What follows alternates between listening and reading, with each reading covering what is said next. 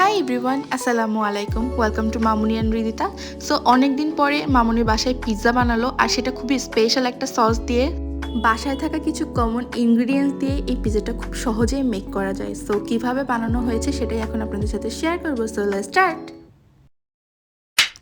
ফার্স্টে এখানে 1 কাপ পরিমাণ বোনলেস চিকেনে লবণ, গোলমরিচ, আদা, রসুন দিয়ে চিকেনটাকে 1 ঘন্টার মতো ম্যারিনেট করে রাখতে হবে। এবার পিৎজার রুটি মেক করার পালা। তো এখানে 2 কাপ মতো ময়দা নিয়ে নেওয়া হলো, এরপর দিয়ে দেওয়া হলো স্বাদ মতো লবণ, ইস্ট এবং গুঁড়া দুধ। এবার এটাকে ভালো করে মেখে এর ভিতরে দিয়ে দেওয়া হলো 3 টেবিল স্পুনের মতো অয়েল। দেন এটাকে ভালো করে মিক্স করতে হবে। এরপর এটা গরম পানিতে মিক্স করতে হবে। দেন এটাকে ভালো করে মথে নিতে হবে। আর পিৎজাটা যত ভালো করে হাত দিয়ে এভাবে প্রেসার করে মাখতে হবে। দেন একটু অয়েল মেখে এটাকে 2 ঘন্টার মতো রেখে দিতে হবে ঢেকে। এবারে স্পেশাল একটা গ্রিন সস বানানো হবে পিৎজার জন্য। তো এখানে রসুন, কাঁচামরিচ এবং ধনেপাতা এবং লাস্টে দিয়ে দেওয়া হলো টমেটো ক্যাচাপ। তো এরপর এটাকে ব্লেন্ড করতে হবে। আর এই সসটার স্মেলটা আরও অনেক সুন্দর আসছিল, কারণ এখানে ধনেপাতা ইউজ করা হয়েছে। আর লাস্টে এখানে 1 টেবিল স্পুনের মতো বাটার ইউজ করা হয়েছে। এবার আবার এটাকে ব্লেন্ড করা হলো। তো এই হচ্ছে ফাইনাল সস। এবারে হচ্ছে চিকেনটা ম্যারিনেট করা কমপ্লিট। এবার তেল গরম করে এতে চিকেনটা ভেজে নিতে হবে। আর এখানে কিন্তু কোনো লাল মরিচ ইউজ করা হয়নি। আর এটা হচ্ছে আপনারা বাটার দিয়েও ভাজতে পারেন।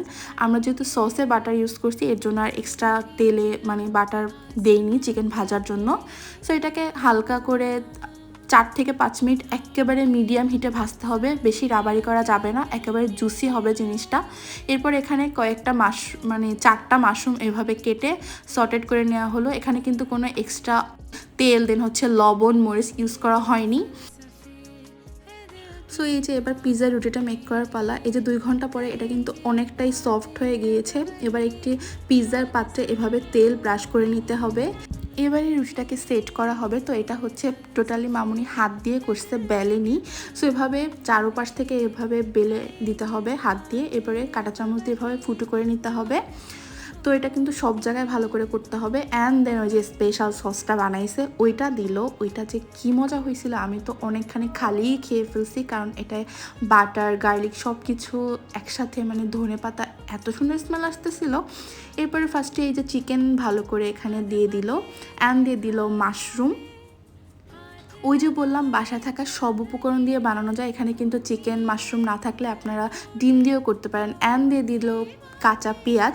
আর এদিকে হচ্ছে ওভেনটা প্রি হিট করে নিয়েছি 10 মিনিট করে। এরপরে হচ্ছে মজরেলা চিজ দিয়ে দিল। আপনারা কিন্তু অনেক অনেক চিজ দেবেন, আমরাও এখানে অনেক অনেক চিজ ইউজ করছি। পিৎজায় যত চিজ ইউজ করা যায় ততই মজা হয়। এরপরে দিয়ে দিল লাস্টে অলিভ। তো এই হচ্ছে ফাইনাল পিৎজা। তো এবার হচ্ছে বেক করার পালা। তো এখানে কিন্তু 10 মিনিট প্রি হিট হয়ে গিয়েছে। সো এবার হচ্ছে পিৎজাটা মামুনি দিয়ে দিল। সো এটা হচ্ছে ফাইনাল হ্যাপিনেস যখন পিৎজাটা মেক করা হয়। এবার এটার ফাংশন উপর নিচ করে 230 ডিগ্রি সেলসিয়াস তাপমাত্রায় 20 মিনিটের মতো বেক করতে হবে। সো এই যে এখানে কিন্তু চিজগুলো ভালোই গলতে শুরু করে দিয়েছে। এবার হচ্ছে পিৎজাটা কমপ্লিট হয়ে গিয়েছে। দ্যাটস লুক জাস্ট ওয়াও, এটা যে কি ইয়ামি দেখাচ্ছিল। এবারে হচ্ছে আমি ভাবলাম এর উপর থেকে একটু ক্যাচআপ এভাবে স্প্রেড করে দিই, তাহলে জিনিসটা অনেক ইয়ামি লাগবে। আর ওই যে সসটার এত সুন্দর স্মেল বার হচ্ছিল, কি যে বলবো ভাইরে ভাই। আপনারা কিন্তু অবশ্যই এই রেসিপিতে এইরকমভাবে পিৎজাটা বানাবেন। আর এটা কিন্তু খুবই মজা হয়েছিল। আর আমি ফর দ্য ফার্স্ট টাইম এরকম একটা ইউনিক সস দিয়ে পিৎজা খেলাম, যেটা আমার কাছে খুবই ভালো লেগেছে। আর টেস্টটা খুবই ইউনিক লেগেছে। So that's all for today. ভিডিওটা ভালো লাগলে বেশি বেশি লাইকস, কমেন্টস অ্যান্ড শেয়ার করে দিবেন। আর অবশ্যই আমাদের একটা ফলো করে দিবেন। আল্লাহ হাফিজ, bye bye, see you soon.